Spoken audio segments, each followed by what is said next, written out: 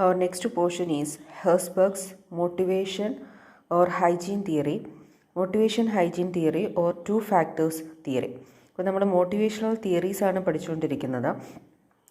Frederick ഹെർസ്ബർഗ് അതായത് ഒരു US സൈക്കോളജിസ്റ്റാണ്. അദ്ദേഹം ഡെവലപ്പ് ചെയ്തിട്ടുള്ള ഒരു മോട്ടിവേഷണൽ തിയറിയാണ് മോട്ടിവേഷൻ ഹൈജീൻ തിയറി അല്ലെങ്കിൽ ടു ഫാക്ടേഴ്സ് തിയറി. അപ്പോൾ ഇതിൻ്റെ ടൈറ്റിൽ പറയുന്നത് പോലെ തന്നെ ഇത് മോട്ടിവേഷനെ ഇൻഫ്ലുവൻസ് ചെയ്യുന്ന പ്രധാനമായിട്ടും രണ്ട് ഫാക്ടേഴ്സാണ്. മോട്ടിവേഷൻ അല്ലെങ്കിൽ മോട്ടിവേഷൻ ഒരു സെപ്പറേറ്റ് ഫാക്ടേഴ്സും അതുപോലെ ഹൈജീൻ ഫാക്ടേഴ്സും. ഇതിനെ നമ്മൾ സാറ്റിസ്ഫയേഴ്സ് ആൻഡ് ഡിസാറ്റിസ്ഫയേഴ്സ് എന്ന് വിളിക്കും. സാറ്റിസ്ഫയേഴ്സിനെ തന്നെയാണ് നമ്മൾ മോട്ടിവേഷൻ ഫാക്ടേഴ്സ് എന്ന് വിളിക്കുന്നത്. എന്തൊക്കെയാണ് മോട്ടിവേഷണൽ ഫാക്ടേഴ്സ്?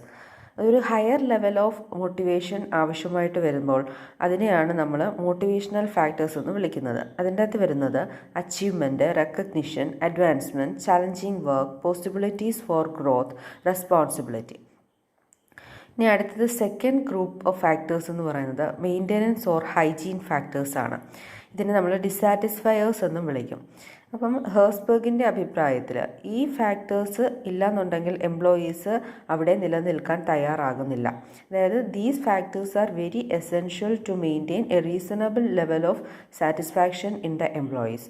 ഈ ഫാക്ടേഴ്സ് ഉണ്ടെങ്കിൽ മാത്രമേ എംപ്ലോയീസിൽ ഒരു മിനിമം സാറ്റിസ്ഫാക്ഷൻ എങ്കിലും നിലനിൽക്കൂ എന്നുള്ളതാണ്. അപ്പം ഈ രണ്ട് തരത്തിലുള്ള ഫാക്ടേഴ്സ് ഡെവലപ്പ് ചെയ്തതുകൊണ്ടാണ് ഇതിനെ ടു ഫാക്ടേഴ്സ് തിയറി എന്ന് വിളിക്കുന്നത്. അതായത് ഒന്ന് മോട്ടിവേഷണൽ ഫാക്ടേഴ്സും ഒന്ന് മെയിൻ്റെനൻസ് ഫാക്ടേഴ്സും. അതാണ് മോട്ടിവേഷൻ ഹൈജീൻ തിയറി എന്ന് പറയുന്നത്. അപ്പം ഇപ്പോൾ മോട്ടിവേഷണൽ ഫാക്ടേഴ്സായിട്ട് നിലനിൽക്കുന്ന പല കാര്യങ്ങളും പിന്നീട് അവരെ ജസ്റ്റ് മെയിൻറ്റെയിൻ ചെയ്യാൻ ആ കാര്യങ്ങൾ തന്നെ ചിലപ്പോൾ എക്സിസ്റ്റ് ചെയ്യേണ്ടി വരുന്നു. That is the introduction of motivating factors are only optional. Motivational factors എന്ന് പറയുന്നത് ചിലപ്പോൾ ഇല്ല എന്നുണ്ടെങ്കിലും ഒരു എംപ്ലോയി ഒരു ഓർഗനൈസേഷനിൽ നിലനിർത്താൻ സാധിക്കും വേറെ ചില കാര്യങ്ങൾ ഉണ്ടെങ്കിൽ. അപ്പോൾ ഈ മോട്ടിവേഷണൽ ഫാക്ടേഴ്സ് തീർച്ചയായിട്ടും എപ്പോഴും കൊടുക്കണമെന്ന് നിർബന്ധം ഇല്ല.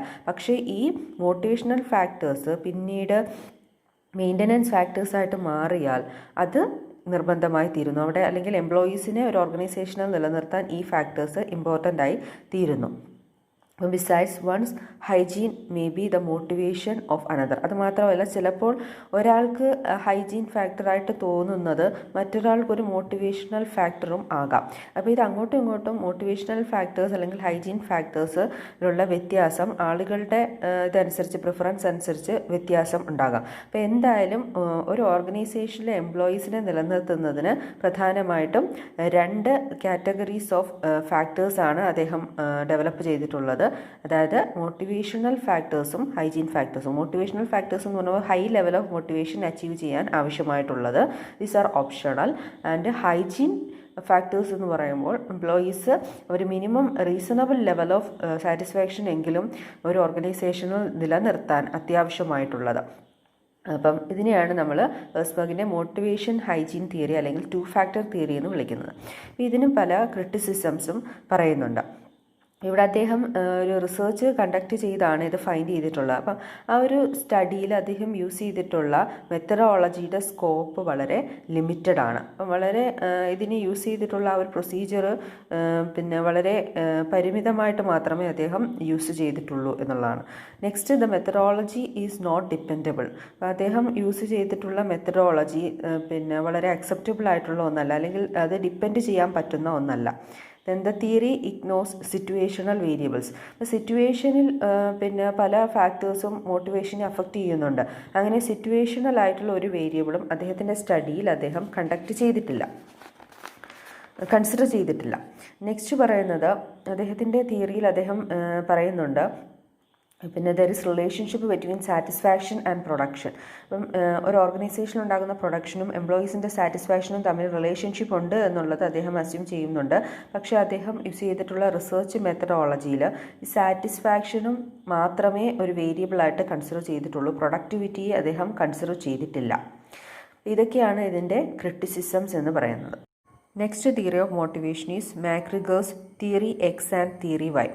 പ്രൊഫസർ മാക്രിഗർ ഡെവലപ്പ് ചെയ്തിട്ടുള്ള തിയറീസാണ് തിയറി എക്സും തിയറി വൈയും. അദ്ദേഹം ഇത് ഡെവലപ്പ് ചെയ്തിട്ടുള്ളത് ഹ്യൂമൻ നേച്ചറിൻ്റെ ചില അസംഷൻസിനെ ബേസ് ചെയ്താണ്. അപ്പം അതായത് ഹ്യൂമന് പോസിറ്റീവായിട്ടുള്ള നേച്ചറും ഉണ്ട്, നെഗറ്റീവായിട്ടുള്ള നേച്ചറും ഉണ്ട്. അപ്പോൾ ഒരു ആവറേജ് പേഴ്സൺ ചില നെഗറ്റീവ് നേച്ചർ ബേസ് ചെയ്ത് ഡെവലപ്പ് ചെയ്തിട്ടുള്ള തിയറിയാണ് തിയറി എക്സ്. അതുപോലെ തന്നെ ഒരു ആവറേജ് പേഴ്സണ് പോസിറ്റീവായിട്ടുള്ള നേച്ചർ ആണെങ്കിൽ അത് എങ്ങനെയായിരിക്കും എന്ന് വെച്ചിട്ട് ഡെവലപ്പ് ചെയ്തിട്ടുള്ള ഒരു തിയറിയാണ് തിയറി വൈ. അപ്പം നെഗറ്റീവ് നേച്ചർ ആണെങ്കിൽ ഏത് ലീഡർഷിപ്പ് സ്റ്റൈലാണ് ഏറ്റവും ബെറ്റർ, അതുപോലെ പോസിറ്റീവ് നേച്ചർ ആണെങ്കിൽ ഏറ്റവും നല്ലത് ഏത് ലീഡർഷിപ്പ് സ്റ്റൈലായിരിക്കും എന്നുള്ളതും ഈ തിയറിയിൽ പറയുന്നു. അപ്പം നമുക്ക് ഫസ്റ്റ് തിയറി നോക്കാം, theory X. Theory X is based on the following assumptions. എന്തൊക്കെയാണ്? First, average individual is by nature intolerant and will avoid work if he can. അപ്പം സാധാരണ ഒരു മനുഷ്യൻ എന്ന് പറഞ്ഞാൽ വളരെ മടിയനാണ്. അതുമാത്രമല്ല എപ്പോൾ വേണമെന്നുണ്ടെങ്കിലും അവർ വർക്ക് അവോയ്ഡ് ചെയ്യാൻ തയ്യാറാകുന്നവരാണ്. കഴിയുമ്പോഴൊക്കെ വർക്ക് അവോയ്ഡ് ചെയ്യും. അങ്ങനെയാണ് ഒരു ഹ്യൂമൻ നേച്ചർ എന്നുള്ളത്. പിന്നെ സെക്കൻഡ് പറയുന്നത്, average person lacks ambition, dislikes responsibility and prefer to be led. ഒരു ആവറേജ് പേഴ്സണ് അംബീഷൻ ഇല്ല, റെസ്പോൺസിബിലിറ്റി ഇഷ്ടപ്പെടുന്നില്ല, അതുപോലെ ആരെങ്കിലും ലീഡ് ചെയ്താൽ അവരെ ഫോളോ ചെയ്യാൻ മാത്രമാണ് ഇഷ്ടം, ഒന്നും ലീഡ് ചെയ്യാൻ ഇഷ്ടപ്പെടുന്നില്ല. Next, an average individual is inherently self-centered and different to organizational goals. എപ്പോഴും ഒരു ആവറേജ് ഇൻഡിവിജ്വൽ അയാളുടെ സ്വന്തം ഇഷ്ടങ്ങൾക്കാണ് പ്രാധാന്യം കൊടുക്കുന്നത്, അല്ലെങ്കിൽ ഗോൾസിനാണ് പ്രാധാന്യം കൊടുക്കുന്നത്. ഓർഗനൈസേഷണൽ ഗോൾസിന് ഇമ്പോർട്ടൻസ് കൊടുക്കത്തില്ല. Then most people are by nature resistant to changes and want security above all. എല്ലാ ആളുകളും എപ്പോഴും മാറ്റങ്ങളെ ഇഷ്ടപ്പെടുന്നില്ല, അതിനെ എതിർക്കുന്നു. അതുപോലെ ഏറ്റവും കൂടുതലായിട്ട് അവർക്ക് വേണ്ടത് അവരുടെ സെക്യൂരിറ്റിയാണ്. Next, an average individual is gullible and not very bright. സാധാരണ ഒരു പേഴ്സൺ എന്ന് പറയുന്നത് വളരെ ബുദ്ധി ഉള്ള ആളുകളൊന്നുമല്ല. പിന്നെ അവരെ ആർക്ക് വേണമെന്നുണ്ടെങ്കിലും പറ്റിക്കാം. അവരത്ര വലിയ ബ്രൈറ്റ് ഒന്നുമല്ല. അപ്പോൾ ഇങ്ങനെ ചില അസംഷൻസ് ബേസ് ചെയ്തിട്ടുള്ള ഒരു തിയറിയാണ് ഈ തിയറി എക്സ് എന്ന് പറയുന്നത്. All these assumptions are negative in nature. അപ്പോൾ ഇത് കൺവെൻഷണൽ ആയിട്ടുള്ള അല്ലെങ്കിൽ ട്രഡീഷണൽ ആയിട്ടുള്ള ഒരു അപ്രോച്ചാണ്, മോട്ടിവേഷൻ്റെ ട്രഡീഷണൽ അപ്രോച്ചാണ് ഈ തിയറി എക്സ് എന്ന് പറയുന്നത്. അപ്പോൾ ഇവിടെ ഈ ടൈപ്പ് ഓഫ് എംപ്ലോയീസിനെ മോട്ടിവേറ്റ് ചെയ്യണമെന്നുണ്ടെങ്കിൽ അവിടെ ഏറ്റവും നല്ലത് ഓട്ടോക്രാറ്റിക് സ്റ്റൈലാണ്. അതായത് എംപ്ലോയീസിന് ക്ലോസ് സൂപ്പർവിഷൻ ആവശ്യമാണ്, ക്ലോസ് കൺട്രോൾ ആവശ്യമാണ്, അതുപോലെ അതോറിറ്റി സെൻട്രലൈസ്ഡ് ആകുന്നതാണ് നല്ലത്. അപ്പം അവർക്ക് ആ ഒരു സിറ്റുവേഷനിൽ മാത്രമേ നന്നായിട്ട് വർക്ക് ചെയ്യാൻ സാധിക്കുന്നു. ഡിസിഷൻ മേക്കിങ്ങിലൊന്നും അവർക്ക് കൂടുതൽ ഇമ്പോർട്ടൻസ് കൊടുക്കേണ്ട ആവശ്യമില്ല. അപ്പോൾ അതാണ് തിയറി എക്സ് എന്ന് പറയുന്നത്. ഇനി അടുത്ത് നമുക്ക് നോക്കാനുള്ളത് തിയറി വൈ ആണ്. അപ്പോൾ തിയറി വൈയിൽ നേരെ ഹ്യൂമൻ നേച്ചറിൻ്റെ പോസിറ്റീവായിട്ടുള്ള കാര്യങ്ങളാണ് ഡിസ്കസ് ചെയ്യുന്നത്. അപ്പം എന്തൊക്കെയാണ്? First, the average human being has no inherent dislikes for work. Work is a source of satisfaction and it can be voluntarily done. അപ്പം ഒരു വർക്കർ സ്വമേധയാ തന്നെ ഒരു പേഴ്സൺ, ഒരു ആവറേജ് ഹ്യൂമൻ ബീങ് വർക്ക് ചെയ്യാൻ തയ്യാറാകുന്നു, അവർ ജോലി ഇഷ്ടപ്പെടുന്നു, അവർക്ക് ജോലിയിലൂടെ സാറ്റിസ്ഫാക്ഷൻ കിട്ടുന്നു. ആ ഒരു അസംഷനാണ് ഫസ്റ്റ് പറയുന്നത്. Next assumption is man will exercise self-control and self-direction in the service of objectives. External control or threat of punishment is not the only means of motivating people to work. അപ്പം ഒരു average person self controlled person ആണ്, അയാൾക്ക് self directions ഉണ്ട്. അതിന് അയാളെ motivate ചെയ്യുന്നതിന് പ്രത്യേകിച്ച് external കൺട്രോളോ അല്ലെങ്കിൽ ത്രെറ്റ് ഓഫ് പണിഷ്മെൻറ്റോ ഒന്നും ആവശ്യമില്ല. അല്ലാതെ തന്നെ അയാൾ സ്വയം ഗോൾസ് അച്ചീവ് ചെയ്യാൻ തയ്യാറാകുന്നു. Next, the average human being does not dislike responsibility. He is ready not only to accept responsibility but also to seek it. ഒരു ആവറേജ് പേഴ്സൺ റെസ്പോൺസിബിലിറ്റി ഇഷ്ടപ്പെടുന്നു. അദ്ദേഹം റെസ്പോൺസിബിലിറ്റി അക്സെപ്റ്റ് ചെയ്യാൻ തയ്യാറാവുകയും കൂടുതൽ റെസ്പോൺസിബിലിറ്റീസ് ഏറ്റെടുക്കാൻ തയ്യാറാവുകയും ചെയ്യുന്നു. Next, commitment to objectives is A result of the reward associated with their achievement. Once the person have selected their goals, they will pursue it even without close supervision and control. അപ്പോൾ ഒരു average person അയാളുടെ ഒബ്ജക്റ്റീവ്സിനോട് commitment കാണിക്കുന്നു. അപ്പോൾ അച്ചീവ്മെൻറ്റിൻ്റെ ഭാഗമായിട്ട് തന്നെ കിട്ടുന്ന ഒരു റിവാർഡായിട്ടാണ് അയാൾ ആ കമ്മിറ്റ്മെൻറ്റിനെ കൺസിഡർ ചെയ്യുന്നത്. അപ്പോൾ ഗോൾസ് അച്ചീവ് ചെയ്യുന്നതിന് അയാൾക്ക് ക്ലോസ് സൂപ്പർവിഷനോ കൺട്രോളോ ആവശ്യമില്ല. Next, under conditions of modern industrial life the intellectual potentialities of people are only partially utilised. In reality people have unlimited potential. അപ്പം ഒരു ആവറേജ് പേഴ്സൺ എന്ന് പറയുന്നത് അയാൾക്ക് ഒരുപാട് പൊട്ടൻഷ്യാലിറ്റീസ്, ഒരുപാട് സാധ്യതകളുള്ള വ്യക്തികളാണ്. അതിൻ്റെ വളരെ കുറച്ച് സാധ്യതകൾ മാത്രമേ യൂട്ടിലൈസ് ചെയ്യുന്നുള്ളൂ. People have unlimited potential. അപ്പം theory Y represents a modern and dynamic nature of human beings. It is based on the assumption which are nearer to reality. ഏകദേശം യാഥാർത്ഥ്യത്തിനോട് അടുത്ത് നിൽക്കുന്ന തിയറി എന്ന് പറയുന്നത് തിയറി വൈ ആണ്. കൂടുതലും മനുഷ്യന് ഹ്യൂമൻ നേച്ചർ തന്നെയാണ് ഉള്ളത്. അപ്പോൾ ഇതൊരു മോഡേൺ അല്ലെങ്കിൽ ഡൈനാമിക് നേച്ചറിൽ ഉള്ള ഒരു തിയറിയാണ്, അതിനെ റെപ്രസെൻറ്റ് ചെയ്യുന്ന ഒരു തിയറിയാണ്. അപ്പോൾ ഇവിടെ ഏറ്റവും നന്നായിട്ടുള്ള ഒരു ലീഡർഷിപ്പ് സ്റ്റൈൽ എന്ന് പറയുന്നത് ഡെമോക്രാറ്റിക് ലീഡർഷിപ്പ് സ്റ്റൈലായിരിക്കും. അവിടെ ഡീസെൻട്രലൈസേഷൻ ഓഫ് അതോറിറ്റി ആയിരിക്കും നല്ലത്. ജോബ് എൻറിച്ച്മെൻറ്റ് ഉണ്ട്, participative leadership, two way communication, എംപ്ലോയീസിന് ഡിസിഷൻ മേക്കിങ്ങിലുള്ള അവസരം കൊടുക്കുക, ഇതൊക്കെയായിരിക്കും ഏറ്റവും നല്ല ഒരു ലീഡർഷിപ്പ് സ്റ്റൈൽ എന്ന് പറയുന്നത്. അപ്പോൾ ഇതാണ് തിയറി എക്സും തിയറി വൈയും. ഇനി നമുക്ക് ഒരു തിയറിയും കൂടെ ഡിസ്കസ് ചെയ്യുന്നുണ്ട്, തിയറി ഇസഡ്. അപ്പോൾ മോട്ടിവേഷണൽ തിയറിയിൽ 4ാമത് വരുന്ന തിയറിയാണ് തിയറി ഇസഡ്. ഇത് ഡെവലപ്പ് ചെയ്തിട്ടുള്ളത് വില്യം ഔച്ചിയാണ്. വില്യം ഔച്ചിയുടെ അഭിപ്രായത്തിൽ അദ്ദേഹം പറയുന്നത് ഈ മോട്ടിവേഷൻ എന്ന് പറയുന്നത് മോട്ടിവേഷൻ്റെ ഒരു ഇൻ്റഗ്രേറ്റഡ് മോഡലാണ് അദ്ദേഹം ഡെവലപ്പ് ചെയ്തിട്ടുള്ളത്. അതായത് ഇതിൻ്റെ അകത്ത് ഹ്യൂമൻ ബിഹേവിയറും അതുപോലെ തന്നെ ഓർഗനൈസേഷണൽ ആസ്പെക്റ്റും മാനേജ്മെൻറ്റിൻ്റെ ബിഹേവിയറൽ ആസ്പെക്റ്റും ഓർഗനൈസേഷണൽ ആസ്പെക്റ്റും കൂടി ഇൻ്റഗ്രേറ്റ് ചെയ്ത് ഫോക്കസ് ചെയ്തിട്ടുള്ള ഒരു തിയറിയാണ് തിയറി ഇസഡ് എന്ന് പറയുന്നത്. അപ്പോൾ ഇതിൻ്റെ ഫീച്ചേഴ്സ് എന്തൊക്കെയാണ്, അല്ലെങ്കിൽ ഇതിൻ്റെ അകത്ത് ഇൻവോൾവ് ആയിട്ടുള്ള കാര്യങ്ങൾ എന്തൊക്കെയാണെന്ന് നമുക്ക് നോക്കാം. First, trust. ഒരു ഓർഗനൈസേഷനിൽ തീർച്ചയായിട്ടും പരസ്പരം ഒരു മ്യൂച്വൽ ട്രസ്റ്റ് എസെൻഷ്യൽ ആണ്.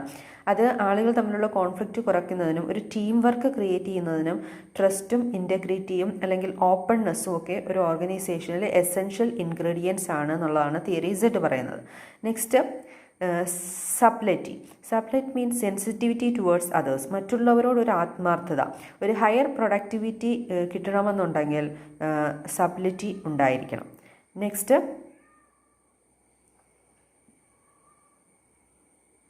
Intimacy between organisation and employees. ഓർഗനൈസേഷനും എംപ്ലോയീസും തമ്മിൽ ഒരു അടുത്ത ബന്ധം ഉണ്ടായിരിക്കണം. ഇപ്പം എംപ്ലോയീസിന് ലൈഫ് ടൈം ജോബ് കൊടുക്കുകയാണെങ്കിൽ അവർ എത്ര നാളുണ്ടോ അത്രയും കാലം അവർക്ക് വർക്ക് ചെയ്യാം എന്നുള്ളൊരവസരം ഒരു ഓർഗനൈസേഷനിൽ കൊടുക്കുകയാണെന്നുണ്ടെങ്കിൽ അവർക്ക് ഓർഗനൈസേഷനോട് ഒരു ലോയൽറ്റി ഉണ്ടാകും. അങ്ങനെ ഒരു ഇൻറ്റിമസി ക്രിയേറ്റ് ചെയ്യുക എന്നുള്ളതാണ്. നെക്സ്റ്റ് പറയുന്നത് എംപ്ലോയി ഇൻവോൾവ്മെൻറ്റ്. എല്ലാ കാര്യത്തിലും എംപ്ലോയീസിനെയും കൂടി പാർട്ടിസിപ്പേറ്റ് ചെയ്യുക. അറ്റ്ലീസ്റ്റ് അവർ ബാധിക്കുന്ന കാര്യങ്ങളിലെങ്കിലും ആ ഡിസിഷൻ മേക്കിംഗ് പ്രോസസ്സിൽ അവരെയും കൂടി ഉൾപ്പെടുത്തുക. അപ്പോൾ അവരിൽ അതൊരു റെസ്പോൺസിബിലിറ്റി ഉണ്ടാക്കുന്നതിനും അവരത് ഇംപ്ലിമെൻറ്റ് ചെയ്യുന്നതിനും ഡിസിഷൻസ് ഇംപ്ലിമെൻറ്റ് ചെയ്യുന്നതിനും തയ്യാറാകുന്നു. Next, integrated organisations. അപ്പോൾ ഓർഗനൈസേഷൻ്റെ തന്നെ ഡിഫറെൻറ്റ് ഗ്രൂപ്പ്സുകളുണ്ടാവും, അതിലൊരു ഇൻറ്റഗ്രേഷൻ കൊണ്ടുവരിക, എല്ലാം കൂടി സമന്വയിപ്പിക്കുക, പരസ്പരം ഒരു ഇൻ്റർഡിപ്പെൻഡൻസ് ഒക്കെ ക്രിയേറ്റ് ചെയ്യുക. അപ്പോൾ അതൊക്കെ ഒരു ഗ്രൂപ്പ് സ്പിരിറ്റ് ക്രിയേറ്റ് ചെയ്യാൻ സാധിക്കും. Next, coordination. ഒരു ഓർഗനൈസേഷനിലുള്ള ലീഡർ ബാക്കിയുള്ള എല്ലാവരുടെയും എഫേർട്സുകൾ നല്ല രീതിയിൽ കോർഡിനേറ്റ് ചെയ്യുക. അത് മാത്രമല്ല അതൊരു ഓർഗനൈസേഷനിൽ ഒരു കോമൺ കൾച്ചർ ഡെവലപ്പ് ചെയ്യുക, ഒരു ക്ലാസ് ഫീലിംഗ് അവിടുത്തെ എംപ്ലോയീസിന് പ്രൊവൈഡ് ചെയ്യുക. അപ്പം ഇതൊക്കെയാണ് തിയറി ഇസഡ് എക്സ്പ്ലെയിൻ ചെയ്യുന്നത്. അപ്പോൾ തിയറി ഇസഡിന് കുറച്ച് ക്രിറ്റിസിസംസ് പറയുന്നുണ്ട്. പ്രധാനമായിട്ടും ഈ തിയറി ഡെവലപ്പ് ചെയ്തത് ജപ്പാനിലാണ്. അവിടെ ജാപ്പനീസ് മാനേജ്മെൻറ്റ് പ്രാക്ടീസസിൽ വെച്ചിട്ട് അല്ലെങ്കിൽ അത് ബേസ് ചെയ്തുകൊണ്ട് ഡെവലപ്പ് ചെയ്തിട്ടുള്ള ഒരു തിയറിയാണിത്. മറ്റുള്ള സ്ഥലങ്ങളിൽ ആപ്ലിക്കബിൾ ആണ് എന്നുള്ളത് അല്ലെങ്കിൽ റെലവൻ്റ് ആണ് എന്നുള്ളത് പറയാൻ സാധിക്കില്ല.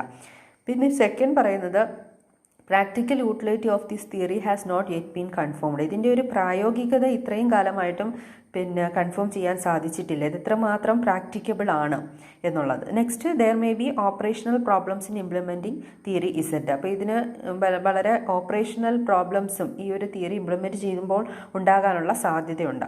ഇത്രയാണ് ഇതിൻ്റെ ക്രിറ്റിസിസംസ്. ഇപ്പം നമ്മളിപ്പോൾ നോക്കിയത് മോട്ടിവേഷണൽ തിയറീസ് ആണ്. ഇതിൻ്റെ അകത്ത് മോട്ടിവേഷണൽ തിയറീസിൽ നമ്മൾ 4 എണ്ണമാണ് ഡിസ്കസ് ചെയ്തത്. ഫസ്റ്റ്, മാസ്ലോയുടെ നീഡ് ഹയറാർക്കി തിയറി, പിന്നെ ഹേഴ്സ്ബർഗ്സിൻ്റെ 2 ഫാക്ടർ തിയറി, പിന്നെ മാക്രിഗറിൻ്റെ X and Y theory, William ഔച്ചിയുടെ ഇസഡ് തിയറി. ഓക്കെ.